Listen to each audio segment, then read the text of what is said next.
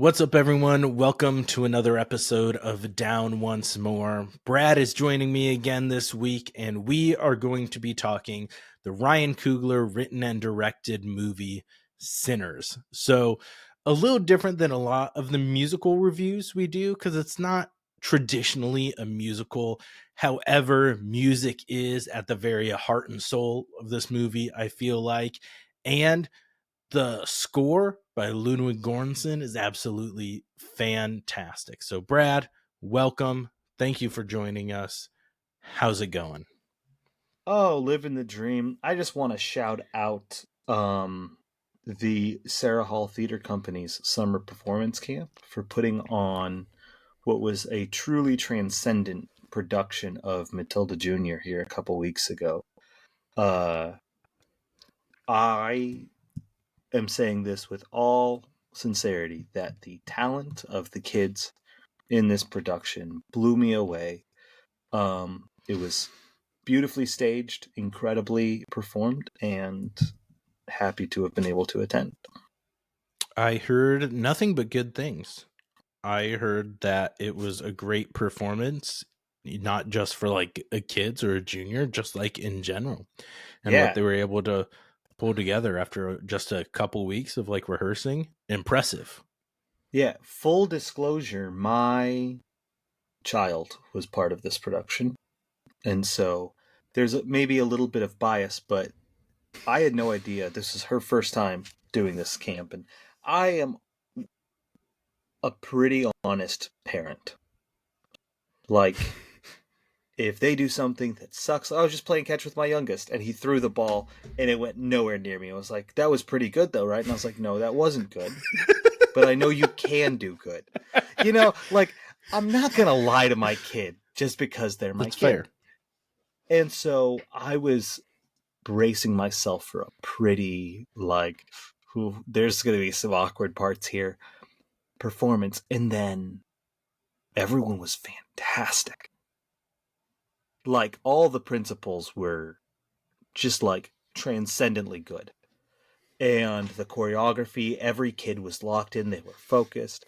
Really, really high quality.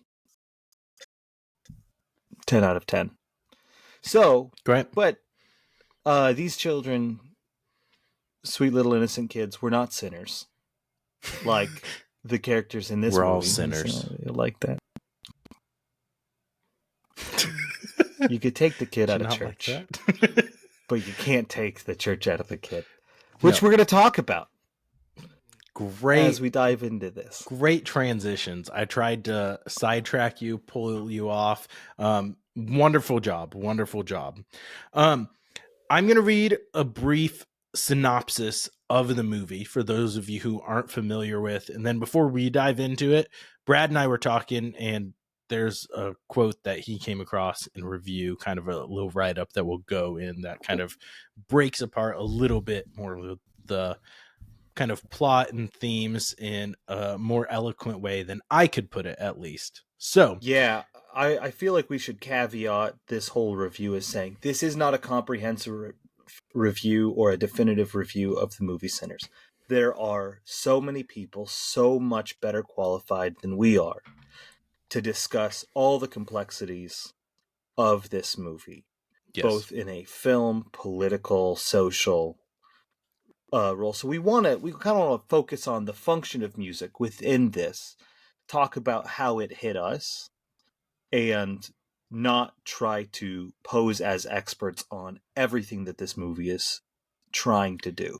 Yeah. And for those of you who have been following the podcast for a while, you know that's not how we approach them. Not comprehensive, not in depth. I am by no means an expert. Brad, with his music background, is more of an expert in certain aspects than I am. But for the most part, we talk about how the movie made us feel, how it impacted us, what we enjoyed with it, what maybe didn't hit the notes with it. We don't dive deep into all the philosophical themes because, like Brad said, we're not the best people to speak to that. There are people, journalism degrees, people who live through some of this and it's part of their culture and their heritage, who give awesome reviews on this and in depth. We're talking about what we enjoyed from it, more on a surface level. But this movie, this is just a synopsis from IMDb, straight up. Trying to leave their troubled lives behind, twin brothers return to their hometown to start again, only to discover that an even greater evil is waiting to welcome them back. I feel like that is actually a very shitty synopsis of this movie. Because let's talk a little bit. So Michael B. Jordan plays dual roles in this. He plays one twin brother, Smoke, the other one, Stack. And they are coming from Chicago, where it's kind of implied during it that they were run with Al Capone, probably doing some illegal activities. And they came back home to Mississippi. And there's a line, flush with cash. They have cash, booze, and they come back to open a juke joint, a music hall in there. And I think kind of a line that makes me think, I don't feel like they're trying to leave their troubled lives behind. They have a conversation with Sammy at one point, and I'm not going to quote it directly, but Sammy's their cousin, preacher boy, and Sammy talks about, he's like, I hear in Chicago, they ain't got Jim Crow up there. It's free. And he says, Chicago, it's the same there. Chicago's just Mississippi with tall buildings. And so they're like, just better to deal with the devil, you know. And they figured that's why they came back home. I don't think it's necessarily trying to leave their troubled lives behind. They're supposed to trying to do something for the people in that town and that community. There is the insinuation that they robbed both the Italians and the Irish, I believe it is.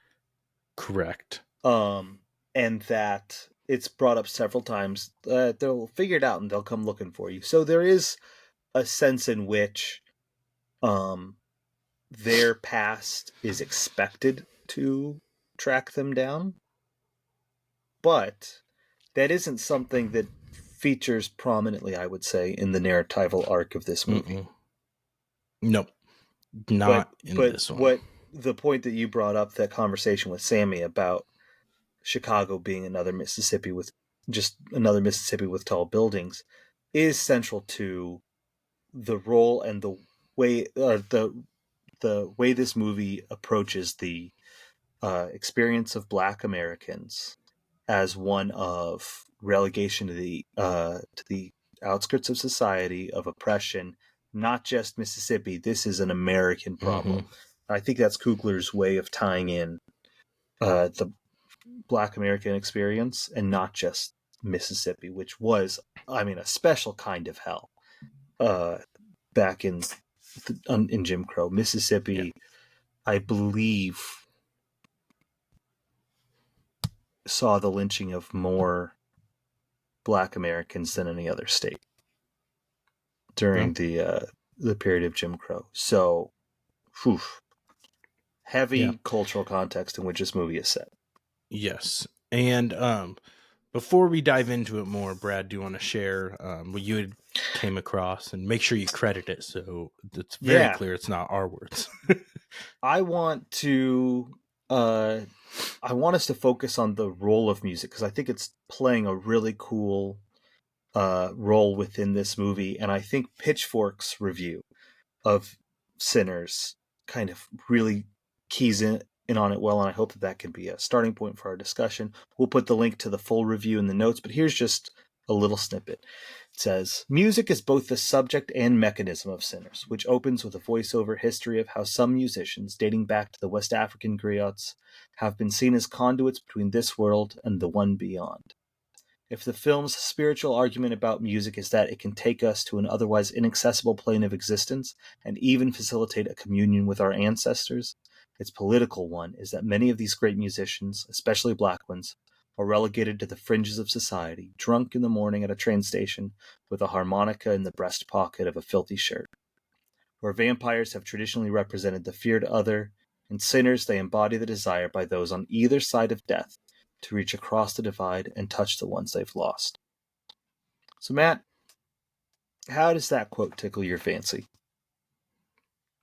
I feel like it does a great job kind of summing up the feeling of it. Like you said, the like this movie opens up with kind of the strumming, the tuning of a guitar, as it starts going into then the voiceover talking about like that review did about the impact of music, legends of people born with a gift of making music. The actual quote, so true it can pierce the veil between life and death. So conjuring spirits from the past. It calls out in that kind of the Irish in ancient Ireland, they're called Philly, Choctaw land, Firekeepers, West Africa, you call it the griots. Um, I don't know. I really like it felt, I think I texted you right after I watched it, or I at least mentioned it the next time we talked, because we talk fairly regularly about how this was a movie that I feel like is one of the most like original, getting down to like the heart of music more than a lot of like actual modern movie musicals tend to. Like it was at the very soul and nature of this movie. And it really shines through. Like I said, Ludwig Göransson, a fantastic composer. I mean, he did Oppenheimer, he did Wakanda Forever. He's doing Christopher Nolan's The Odyssey coming up. Um, and I think he did just a fantastic job with the score of this movie. It just Yeah. conveys the emotion so perfectly, the dread in some scenes, and just fantastic. Yeah. I agree. One of the things that I was expecting coming into this movie was that the theme of sinners and the religious element would be more prominent throughout. And it Mm, is, there is a yeah. juxtaposition of that's built at the beginning, brought through to the end of Sammy, you need to decide which path you will choose. And his father is telling him a very narrow path. You have to give Mm-hmm. up the guitar, you have to go in this church route, or there's the path of the blues that's calling him. And that conversation he has with Delta Slim right in the middle of Sammy's big performance at the juke joint, I think is really telling, where he says, Mm-hmm. this isn't like that. I don't know if he says specifically that white man's religion. We brought this with us.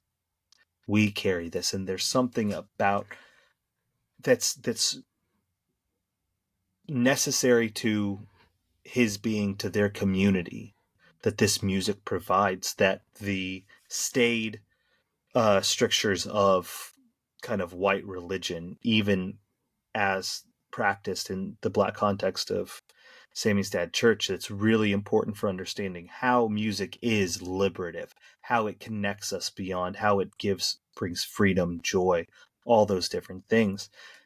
And it's interesting the way then music is used and attracts the vampires.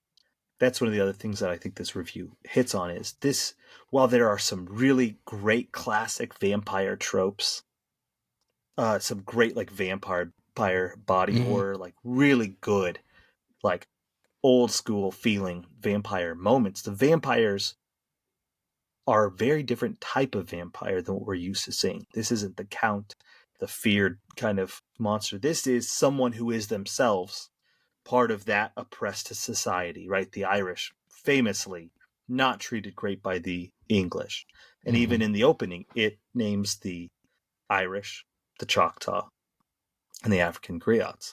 And I believe it's Choctaws that are chasing Remick It when is. he gets to, yeah. And so he's looking for those people with that gift, because that's part of, it's not just uh I saw a review that said that the vampires' desire for music is a sign of colonization and people Mm-hmm. stealing black music. But I don't know that that's true, because it wasn't someone in power, while Remick is white.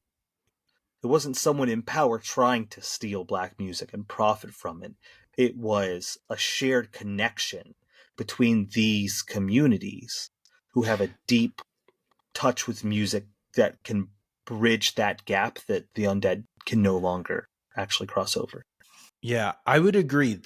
I saw that in a number of reviews too, and that very well may be the case. I haven't seen Ryan Coogler directly speak to that, but when I watched it, I get the vibe because Remick talks multiple times. Like, granted, he's got his own agenda, so take what he says with a grain of salt, right?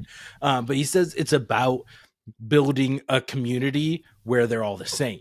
Like, he Mhm. really tries to play that up, that's what he's trying to do. He's trying to almost, in like religious sense, give them eternal life so they don't need to worry about sickness and they can be together forever in music. And he tries to say it when he tries to get into the juke joint, that he just can't we all just be people tonight, and just trying to use that kind of rhetoric. And it could be 100% just manipulative, trying to speak to them.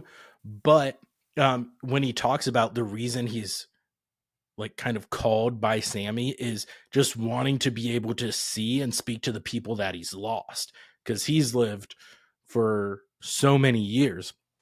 Yeah. I don't know if they give an I don't remember if they give an exact amount, hundreds of years, whatever. And the only way that he can see through to the past generations and the people he's lost is through music. Because when Sammy's playing in the juke joint and you just see like literally burning down the roof and just tearing through Mhm. the kind of fabric of space and time. um Sounds like a Marvel movie. Then you see like the electric guitar Oh, player it's coming on incredible. riffing, you got the The DJ DJ and mixing things and dancing everything. from the present and the past. And it was just just those beats and that mesh, like it was just blended so perfectly. I felt like it that's a lot of things you have going on at once in a song, and it could have easily just felt clunky and busy, and it was just beautiful. And honestly, probably the highlight of the movie for me, like that Yeah. scene um was fantastic. But yeah, I don't know. That was one of the most. I mean, the whole movie has a Ryan Coogler feel, but that had, I feel like, his thumbprint so squarely on it visually and as in the storytelling.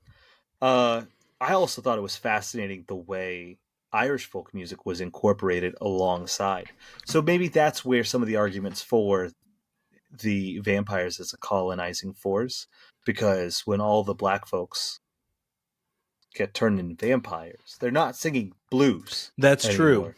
They're singing Remick white songs. music. And so if you just see Irish folk music as um well, this is clearly white music, and so it's whitewashing and taking over and colonizing the black uh the black expression. I can see how you could maybe get there, Yeah, but that's you fair. have to understand that Irish folk music, Irish people in general, it's not just like your typical white power from above type music. This is also a, I mean, to use a word from like a colonial theory, the subaltern. They are a subaltern community who are working from below, and often this music is pushing against the powers above them, the British specifically.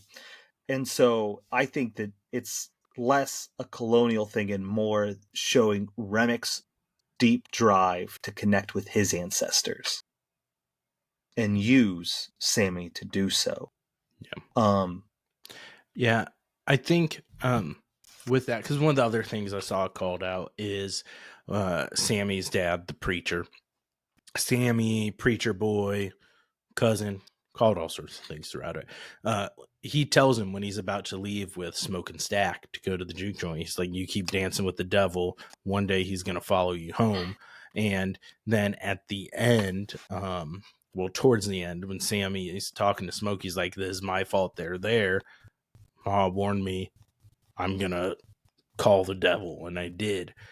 Just kind of that view of Remick as well. But yeah, a couple things. I want to shout out some of the other cast. Miles Caton as Sammy. Uh, Apparently, he's a singer, artist, his own music. This is more like his first big movie role. I thought he was fantastic in this. Oh, Like yeah. he He's stood up incredible. fantastically next He to was Michael incredible. B. Jordan, who I feel like is one of the more prominent, like younger movie stars in that generation who is really making a name for himself. Hailee Steinfeld, I felt like was great as Mary. Jack O'Connell, great as Remick. Wunmi Mosaku played Annie, and I thought she was fantastic as well. But I also have to give a shout out to cinematographer Autumn Durand Arkapaw. I thought this was shot beautifully and framed beautifully, and I thought there with her or Ryan Coogler, whoever's final decision, how they did the aspect ratio shifts to show the scale in the big intense scenes, I thought was awesome. And really neat to see. I didn't hear you call out Jamie Lawson either as Pearline, and I did not. her performance, her song was absolutely fire. It was. So yeah, it's filled with incredible performances. The storytelling was incredible. There were times when it felt like Stack and Smoke, their story and their arc was underdeveloped. That's fair. There were lots of things just speaking to their history. I mean, it takes a while for you to intuit that apparently these were like war heroes, like Great War, World War One. Yeah. Like you don't really pick that up until, is it Smoke? Goes haywire. Whichever one goes just absolute ape shit on the clan members, which was also a cathartic, almost a Tarantino esque scene, right? Like Tarantino has these like gratuitously violent kind of cathartic moments in a lot of his moments. Think the theater scene in Inglourious Bastards, where you're like, get all them Nazis, right? It had almost that feel to it. Yeah. But it was just like, this is a different movie than what we had just been watching. Yeah. I mean, I think the elements combined well, but there were times where I found myself kind of straining to fill in the pieces. And I don't know if that's just I'm used to being spoon-fed things at this point in movies. We're given a lot. We're not asked to figure too much out by ourselves in movies these days. So I don't know if this is just the way I've been conditioned to expect stories to play out.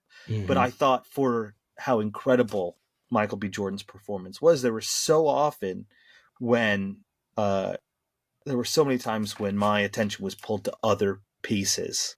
Yeah. And I don't think that that's inherently a flaw or criticism, but I definitely wanted more. Like, please don't make this movie, but like a Smokestack Twins standalone prequel type thing would kick so much ass. Yeah. I was so compelled and fascinated by these characters and everything that got them to that 24-hour period that we actually got with them. Yeah, I would absolutely agree. And I think Ryan Coogler spoke because people asked him if there was going to be a sequel. And he's like, no, this is going to be one-off, what it is. And I feel like that's the right call. I agree. The right call. We need more of that. Which is... Tell one story, tell it well. I applaud, because even the end of this, it almost ends with almost like a Marvel-esque, almost after credits thing. Yeah. With Sammy in 1992 playing guitar. It says Pearline. I don't know if that's the club or his band's name then. He's playing in a club. And then Stack and Mary show up, and they're all 90s out.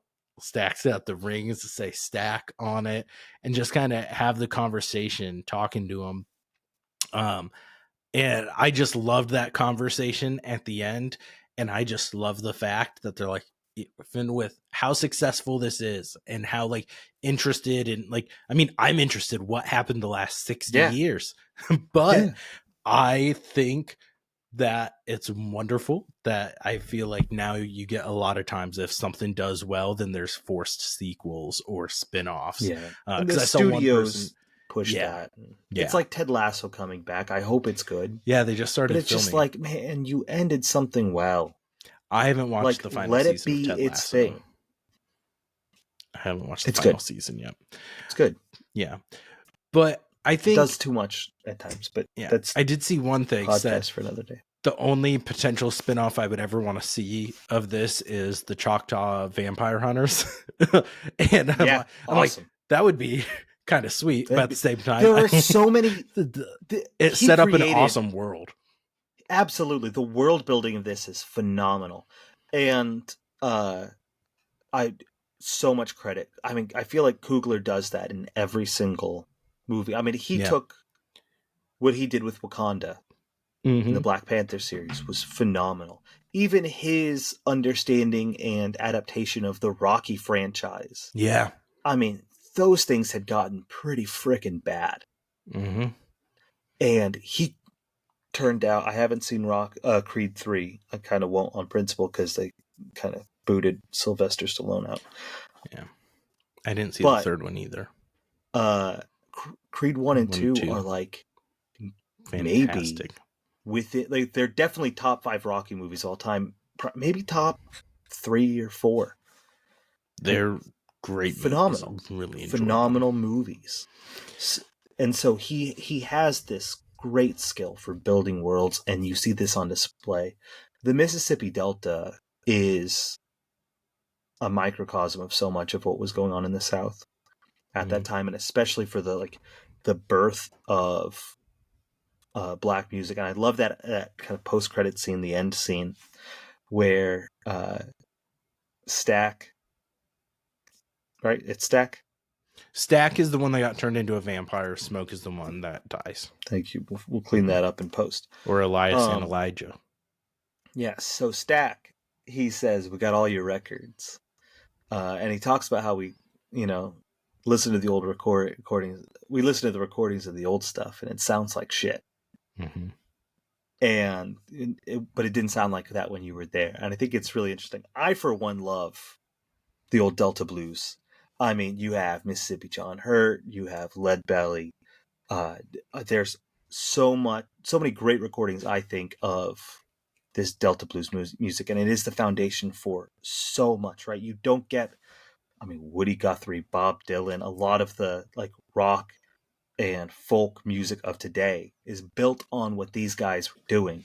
Yeah. In the Mississippi Delta, and the recordings I think are still good, but there is something about you had to be there. They didn't have the recording ability. They didn't. And there's who knows how many of these old blues pickers that never recorded anything. There's actually there used to be an old blues recording studio just across the border from here in Wisconsin that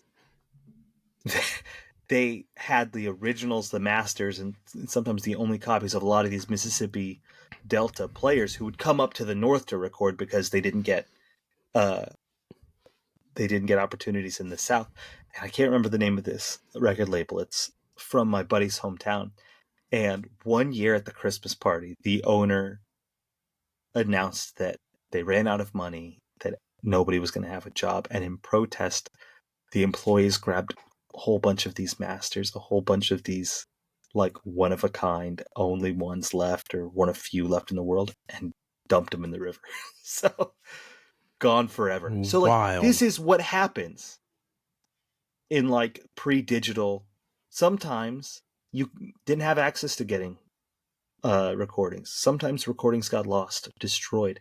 So the Delta Blues was such an incredible and influential and foundational music movement that was indicative of expressions of black joy and resistance within an incredibly oppressive and dangerous society. So Coogler, I think, captures that. He embodies that in some really beautiful and evocative ways.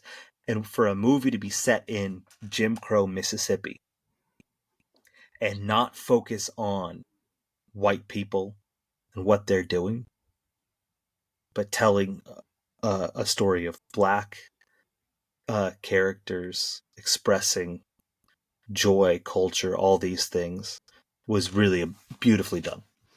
Yeah, and just the number of different nuanced relationships that were at play in this as well, like with Smoke and Annie and their relationship with him leaving and them having a The just loss the of their dead child. child that passed away, and him going to Chicago still and leaving her, and then coming back and kind of reconnecting that, and her connection to kind of the spiritual side. And they would have been so fucked without her. Can you 100%. imagine what that movie would look like if Annie wasn't just this just badass boss? Yeah, Like Annie is incredible character. Absolutely incredible character. There is a sense where they had to, I think, condense some of the like reconnecting because it was like one day earlier. This happens in 24 hours. Maybe a little unrealistic to be like, how dare you come back here? Yeah, but like, I'm here. Let's make love. You're my main. We're kind of mixing things a little bit here, but this brings up a good point. Things that didn't work for, not necessarily didn't work for me. I know what you're going to say. But this is going to make me sound old, and I never thought I would have done this. But you're going to sound like a prude. I'm going to sound like a prude, which I know exactly am far from. The sex scenes in this movie seemed like they seemed a little out of place some, and I get like, is the dialogue, how many times they use the word coos. I can do moist, I can do girth, like whatever weird words you have that give you the ick. Tell me more about how you can do girth, Matt. No, okay, but coos, just I didn't like that. Like when Stack is describing to Sammy the art of going down on a woman and talks about there being a button right at the top of the coos that you apply pressure, like when you're licking an ice cream cone. I felt like he drew me a map. Public service. And then, hey, PSA. Coogler's tired of all these people being like, look, I can't find the button. He's like, real they just need to know what's at the top of the coos. The top of the coos. Come on. Yeah, it's true. But like Sammy, like, is what's kind of implied to be his first sexual encounter with Pearline, after she performs. I think it was after he performs. It goes into the room with her, and he's like, "I just want to taste you." Yeah, she's like, "Let me clean off." She's first. like, "I've been walking." Which in real life, the answer is, "All right." Yeah, yeah. He's just like, "I just want to taste you." Helping us both out. Yeah. Thank you for helping me help you. Yeah, I just, and like when Hailee Steinfeld as Mary's hitting it on it, I feel like sticking it in her coos. I'm just like, I feel like that scene, the whole I just want to taste you thing, that's how DJ Khaled's on it. that's they're trying to wait. I thought DJ Khaled doesn't eat pussy. Exactly. Oh, okay. Because there was probably one time where he was just like, she's like, "Let me clean off first," and he's like, "I just want to taste you," and he tasted too much, and he never came back. Okay, we're digressing. We're digressing. I'm just saying, it would be nice for Hollywood to portray intimacy in a more realistic manner. Brad, when you love someone, you don't care if they've cleaned up or not. That's not true at all. You won't say anything if you love them. That's fair. But you do care. And I think that goes both ways. That's got to go both ways. Mm-hmm. Well, the other thing is, after Mary gets turned into a vampire and comes back in, and gets Stack, and she's drooling. He's like, "You're drooling," and she's like, "You want to taste?" And he's like, "Yeah." And then she spits in his mouth, like, confirmed that's not something I'm into. Like, nope, I got that answered for me. If two hot people like Hailee Steinfeld and Michael B. Jordan, if that doesn't do it for me, then I'm like, yeah, no. I feel like, though, Matt, if you could do girth, you could probably do spit. Okay. Now, Yeah, didn't love that. Mm-mm. Didn't love that. I actually kind of put that out of my mind, to be honest with Well, you. now it's back. I did really like how I'm going to change the subject because I don't have anything else to add about this. Great. And I Perfect. don't want to talk more about this with you, to be honest. I know. Yeah, no, I would agree. uh, I I was a little bit surprised, but I thought it was a good choice when the Asian store owner family had like deep Southern drawls. Yeah. The chows. I Yeah, I was like, oh, like he walked in, Asian store owners, and I was like, how is he going to play this one? And it worked out Mm-hmm. well, and I thought that their function in this movie was really well put together. It's once again, there's like a connection between minority, Yeah. oppressed, not just minority, right? Like we're talking oppressed um people groups. Have you ever heard of the book The Trees by Percival Everett? I feel like you may have told me about it. I might have told you about it. It's an incredible novel. Links in the description. And it's about, I mean, basically the sins of uh the Emmett Till murder Hmm. coming home to roost. And there's this one chapter that this scholar who's here trying to figure out what's going on down in Mississippi uh is writing out the names by hand of all the victims of lynchings. Hmm. And there's like maybe a page of like narrative in that chapter, and then page after page after page after page of just names of lynching victims. Jeez. And one of the things that stood out to me that I hadn't thought about before, I knew that the plight of Chinese immigrants in America was really bleak. Like, there's a lot of slavery, oppression, murder, violence that was done to the Chinese immigrant population. But Yeah. so many of the names of the lynching victims were Asian Hmm. names. And so this is a community that also underwent a lot of the horror of racism, segregation, oppression in the South. Yeah. And on the West Coast, it was really bad in California.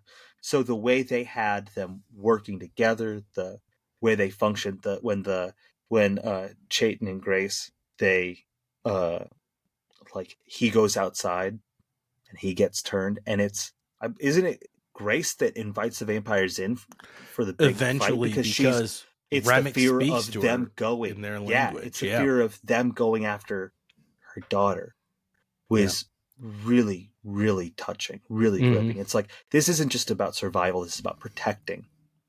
And Remick Mm-hmm. plays on that. Well, And and that the could be fight was dope. it was. And that could be another thing, kind of going back to our earlier conversation about the kind of taking over the culture and colonization. Was the big part, was then Remick was co-opting and taking all of these memories from the people that then got Mhm. turned. So like he's speaking to her name Grace, Ms. Chow. Yeah, Grace yeah, in her native language and just taking her husband's memories, and he's speaking. He's like, I know what you like, everything like that. And Tell Your Daughter he is really like taking their yeah. soul, like giving them eternal life, but as just part of a whole, kind of losing their own identity as well. And it's just becoming this one mass, all part of one another. Mhm. But um other a couple of shout outs we didn't do. Delroy Lindo as Delta Yes, Slim was absolutely phenomenal. fantastic in that role in general. And one of the most like emotional parts of him is when they first pick him up and he's telling the story about the Yeah, people in the band they used to got with that he used to tour with and making money, and then his friend being accused of like um stealing it and then rape and then gets lynched and everything that he went through, and then just that place of pain and loss and emotion that the music came from as well was just a fantastic portrayal by him. And then also Omar Benson Miller as Cornbread was great. Yeah. I love Omar Benson Miller. Just great actor in general, from 8 Mile and Real Ballers. Forrest Whitaker vibe, I feel. Yeah, I could see him. Yeah, I see that. Yeah, I thought it was great. No, back to Delta Slim though. He in many ways feels like the antithetical character to Sammy's dad, the preacher. Yeah. This is another older kind of mentoring soul saying, this is the way that you connect with who you are. This is how you get the pain out. This is how we can cope and express, and like, this is how we keep going and stay connected to our people in our community through everything that's being done to us. And so to come back to the idea of colonizing, in some ways, I think religion is the colonizing force here. Yeah. I think that religion, specifically religion that is telling Sammy he has to drop his guitar and he has to forsake the blues, is seen as the way of actually putting his community, his connection with his ancestors and who he is, in a box. Yeah. And so, I don't know. That's something that you guys can argue about in the comments. Yeah. Or no, we want a community of love and foster inclusion. And argue in the technical sense of a reasoned, a reasoned debate that shows respect to everybody's viewpoint, unless they're hateful. And then, I guess fucked. Fair game. Yeah. Get fucked, stay fucked. Get fucked, stay fucked, as we always say on here. But only if you were hateful first. Yes. This is a community of love. Yeah, not and hate. Openness. But if you bring hate in, I swear to God. I do have to say, even though, like I said, Sammy's song, "Does Somebody Take Me in Your Arms Tonight," and that song just blending the different genres and time periods together and the history, definitely the highlight. Remick doing the Irish song and the dancing with everyone that had been turned, all the vampires around, that scene fucking slapped. Like, Rocky Road to Dublin, right? Fantastic. Turn down the rocky road, all the way to Dublin, rock for lowly. Yeah. Loved that scene. Freaking great. Fantastic. It's incredible. I was kind of skimming my notes to see if there's any other key things that I have. Like you said, we're not going in depth. Like, there's so many other parts with this, like Smoke's conversation with Sammy about saying, hey, a life of musician, this isn't for you. It's hard. No one's ever happy. Go play church music. Like, live an easier life.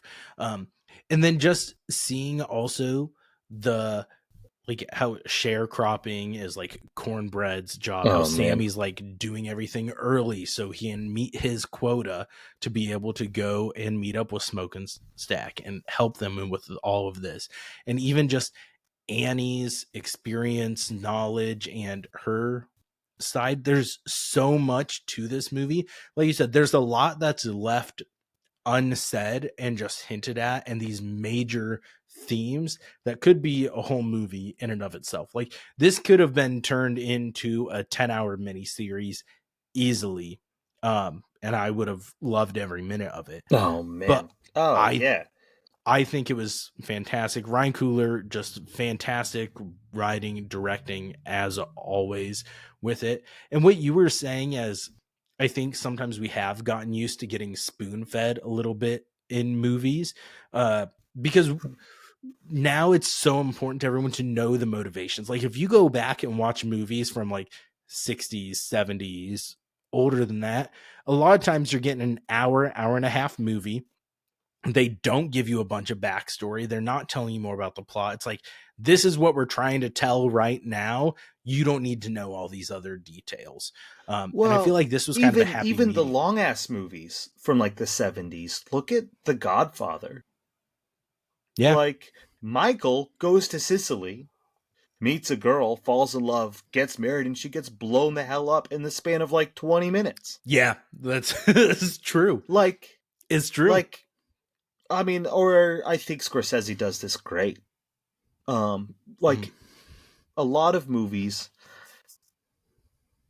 put a lot of responsibility on the watcher to take a vested interest in trying to track with what's going on, Yeah. what this means. And I actually think this is what to the like what I said about the backstory of Smoke and Stack sometimes being a little too scant.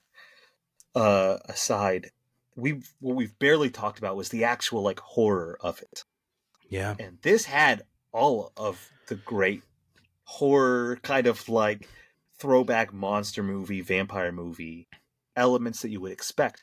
He does so much. And so this is one of those movies. It's a rare feat where it's simultaneously an unbelievably fun movie that with a very fast pace that keeps you going the entire time while also rewarding serious and like deep reflection. Yeah. You can think about this movie and look closely at all the different elements and all the different places he did or could have gone, the things he implied, what he was drawing on, and you could be rewarded with that, or you could just sit and have fun with a dope ass horror movie. And Yeah. I think that is an incredible feat. Hats off to Ryan Coogler, friend of the pod. Absolutely. Yes. Because like you said, the vampires are truly menacing. Like during the fight scene, and as you see Remick saying, like they're all connected, so when he gets hit, they all feel it. And then as Remick starts to kind of evolve or devolve, however you want to say, into more and more of a monster and kind of more the traditional vampire look as it goes on, in the battle, and just so many Oh, awesome moments. Like you said, that fight scene is so good. and it is long. Yeah. It's a pretty long ass fight with all sorts of different elements, and they do a great job of, without spoiling it for those who haven't seen it, they do a great job of giving each person that passes a meaningful and Mm-hmm. like touching final moment without making it corny and just like Yeah. really drawing it on. Like it still moves fast, but it gives everybody their due kind of moment, and it's beautiful. And the body horror of how Remick, this is barely a spoiler, we all know the vampire We've been doesn't talking win. about spoilers. We Okay. talk spoilers on this pod. uh the way the body horror of Remick's death, phenomenal. Yeah. Phenomenal. Yeah. So Yeah. all about it. Yeah. Matt, I don't closing really have thoughts? anything else to call out. I don't know No, if I you don't either. do. Just absolutely fantastic movie. If you haven't watched it, go do it. It's streaming on HBO Max now. They officially brought HBO back, so it is HBO Max officially again. You can also rent it anywhere you do digital rentals or purchases. I bought it, easily well worth it. I've already watched it multiple times. I'll watch it more times again just because, like you said, I think it's like almost 2.5 hours long, but it is fast paced and so much happens and it keeps you enthralled from the get go. So, highly recommend it. Like you said, beautiful score, beautiful music, beautiful vocal performances across the Oof. board as well. And the soundtrack has a lot of the album has a lot of songs that aren't in the movie Mm. but are kind of inspired by. Well worth your listen. Maybe the only thing to say is I'm gonna lock it in, Matt. Next July 2026 is going to be Odyssey month. We are going to tackle we're going to review the epic, the musical. We're going to review Christopher Nolan's Odyssey. We'll do the Rafe Fiennes The Return, and one more. Odyssey related thing. I'm locking it in. Adventures in Odyssey? No. God, no. We could do Troy. We could do something. Troy. I just rewatched Troy. Oof. Yeah, we can find something. We can do that. We can do Odyssey month. Odyssey. I think Odyssey month. it doesn't come July out. 2026. Nolan's doesn't come out till end of July, so that'll be the culmination. And Jorge Rivera Herranz is currently writing Ilium, the musical based on the Iliad. So he revealed first lines of the opening song. So he's currently writing it. I shouldn't be as much of a crank about it as I am, but look. You're someone who respects the source material a lot. I do. I respect the source material a lot. And I think that we need to, if we're going to adapt something that's already been adapted to death, we need to settle for, hey, isn't it fun that it's a musical now? Like, bar needs to be higher. I get that. And there's still things I don't like about it. However, seeing him talk more about it and what goes into it has turned me into more of a fan of it. And I do think... You could be a fan of him. That's fine. Multiples on most of the sagas. Last week's episode, I tiered them and discussed it kind of. I think there's definitely some downfalls in some of them with kind of the modern jargon. And I think sometimes the kind of more modern score and music doesn't do as much service to how grand and big it is. Yeah. But at the same time, these are concept albums. Like, this is not a finished product or work. I swear to God. Made when he was 21. I mean, yeah, very impressive. You want to know what I did when I was 21? Had a child. Made a baby. No, but like incredibly impressive. If he has that whole like wrestling Poseidon threatening him with his own Triton bullshit in a stage version, if it ever gets there, I think it's really not suited to the stage. I think it's suited to being a concept album. Well, and that's what I think they're looking at doing, like turning it into like an animated movie, because that's what this one has been big on, like the fan culture, and everything has turned it into like animations for each of the songs. I think I've sent you a YouTube compilation, and that helped me some, being able to visualize some of it. I will say though, because we'll get off Epic for a second, Christopher Nolan's Odyssey. Do you think the gods are a factor? Was a horrible at choice. At all? Because Christopher Nolan does, for the most part, like, he has some sci-fi, but he makes everything pretty grounded. And so I could see it kind of going the Troy route of, we're not really gonna touch on the gods much. They're not gonna do much, but I feel like they're such a big part of the story of the Odyssey. Huge. So huge like part. I don't, but like the Return things like doesn't have the gods at all, and that's a full movie based on this little chunk of the Odyssey. The gods do take less of a role in the Odyssey than they do the Iliad. Okay. Not no role, less.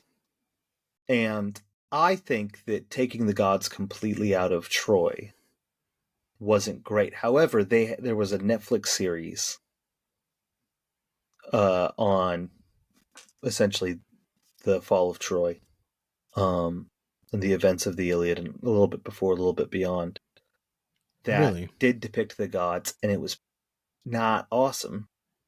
What was that? So I haven't... What's that? What was that? What was that show? I can't remember what it's... I think it's called The Fall of Troy. Probably not. Okay. Troy, Fall of a City. I was kind of close, to be honest with you. Troy, Fall of a City. Okay. And not great? It wasn't awesome. It was a BBC I don't know if it was series. BBC. Was Yeah, it? it's on Netflix now. Yeah, But yeah, 4.1 that's out of awesome. 10. So yeah, not Not great. awesome. It wasn't awesome. So I don't think anybody's had a great way of depicting the gods. I think this is one of the things that makes it a really beautiful book, because a book can do this. Mm-hmm. Um, but really hard in a visual medium, because we don't have a concept of gods. We don't have a culture like, yeah, we're on board. People, when they went to the theater and they were watching, Euripides or Sophocles' tragedy, you have a notion of like, yes, and the person wearing this garb coming in from the machine, that's the god. Uh, that's where we get the Yeah. Deus Ex Machina. We don't have to go into the ancient Greek theater piece, but all that to say, I'm fascinated to see how Nolan tackles that, because there's certain characters in the Odyssey that you have to just accept are within this Greek mythological world, that is less so with the Iliad. The Iliad, while the gods play a more direct role and there's more scenes on Olympus, everything is pretty much manifested in human agents. But in the Odyssey, you have Calypso, and you have Polyphemus, and you have Ino the sea nymph, and you have all these. I mean, you have Scylla and Charybdis. You have monsters, and you have these things that are mythological in nature. They're not just human. Like Polyphemus isn't just like a big dude wearing an eye patch. Yeah. He's a giant ass cyclops. They can just chomp dudes. Yeah. And So see, I don't know if I see Nolan like I it don't know either. maybe, but I think it would can't be a think of any mistake not Nolan to. movies that No, I have can't either. been like this is I may be completely wrong, but so I saw the first teaser for the movie has been But we don't released. want another Clash of the Titans. You No, know? I Like, need like a happy that medium. also wasn't great. No, it was Release the fun. Kraken. But I could see this because a lot of the marketing and the things that we've seen so far is focused on Tom Holland's Telemachus. And so Yeah. and like him trying to find Odysseus. And so Yeah, he I goes, think that would hangs be out a with Priam and all mistake. that. But Is it Menelaus that he goes to see? Yeah. because they haven't the only people we know who's playing who is Matt Damon's Odysseus, Tom Holland's Telemachus. Those are the only like confirmed who's playing who. In the teaser, John Bernthal's talking to Tom Holland. I wouldn't be surprised if he's playing what's it, Antinous, the main suitor for Penelope. So I could see him in that role potentially. So I'm not sure. We'll see. Christopher Nolan, fantastic filmmaker. I know you don't love Matt Damon as Odysseus. I think it's a bad choice. There's so many. Honestly, Ray Fiennes was phenomenal. Yeah, Um, he was. as Odysseus, he captured that well. So I mean, the description of the movie on IMDb, which and I don't know Hathaway where it's has to from. be Penelope. Has to be. You think? Maybe Most likely. Could be Charlize Theron. But I don't know. Google's telling me she's Cersei. Interesting. I could see that. The plot, like on IMDb, is listed as follows Odysseus in his perilous journey home after the Trojan War, showcasing his encounters with Polyphemus, the Sirens, Circe, and finishing with his reunion with his wife Penelope. If that's the case or not, because I think anyone can plug that in on IMDb, I don't know, but we'll see. Like, I hope they do. That would be fantastic. Like, I'm trying to think what's the most like fantasy element thing Nolan's done. I mean, the Batman movies, but those are very grounded Batman movies. Like, there's not really any fantastical the one elements superhero there. with no powers, so. Right? Like, he doesn't really have anything. No, like it's all very grounded things. This would be like maybe he'll be in his bag with this one. I don't know. I'm excited for it regardless. It has a fantastic cast. Okay. Hmm. Here's some more rumored roles. Rumors. Okay. So What we got? Anne Hathaway as Penelope, Zendaya as Athena. So right there, apparently, is depicting. But is gods. she even officially cast in it? I'm just going off of Google right she is. now and what AI Overview says. Okay. Charlize Theron as Cersei, Robert Pattinson maybe as Poseidon. Okay. Fascinating. That would be. I can see that because people were thinking he was doing the voiceover in the teaser, so that can make sense. Something else says Poseidon. Hermes. Okay. But I mean, there's in those. Yeah, those are. Oh, it says John Bernthal is supposed to play King Menelaus, not Antinous. King Menelaus, really?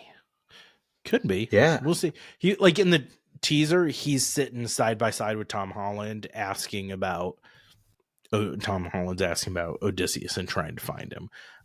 It is a fantastic teaser, by the way. But then it probably is Menelaus that he's talking to.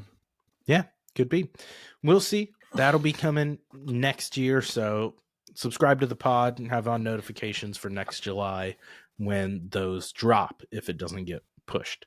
Like I said, Ludwig Göransson composing that as well. So it's going to be beautiful. Even if ultimately there's all sorts of things that it's going to be a great movie. It's going to be well made. Mm-hmm. And probably well written, to be honest. Yeah. He'll do a time wonk thing. So I feel like something. the temporal flippy floppy thing, it's a little bit played out. Like we've seen him do it so much, but whatever. Yeah. It'll be good. The Odyssey sets itself up well for that. But yeah. But all right. That'll do it for this week. You got your Sinners talk and you got like 20 minutes of Odyssey talk. So hope you enjoyed. Brad, thank you for joining. Next week, I will solo be doing some mini reviews. I saw the new Superman recently. I will be seeing Fantastic Four this weekend. I'll talk about those. Is there a movie coming out this summer that doesn't have Pedro Pascal? No. He's not in Superman. Okay, that's the one. He was in. I believe he was in Eddington. He's in Eddington. He's in The Materialists. Yep. Yeah, that's it. He is in Fantastic Four. It is Pedro Pascal's on a hot streak, and he seems like he is just a great guy. He does overall, and I love that for him. Wish him the best. So, yep. Yes. We'll see. I'll be doing some mini reviews, and depending on what that looks like, either next week or the week after, I will be doing the kind of overview highlight of what you can stream on streaming sites in August and what's coming to theaters for the month. So make sure to tune into that. As always, like, comment, share, subscribe, follow, all that fun stuff. Appreciate you all. Thank you. Thanks again to Brad for joining. And as always, don't forget to go down once more. Later.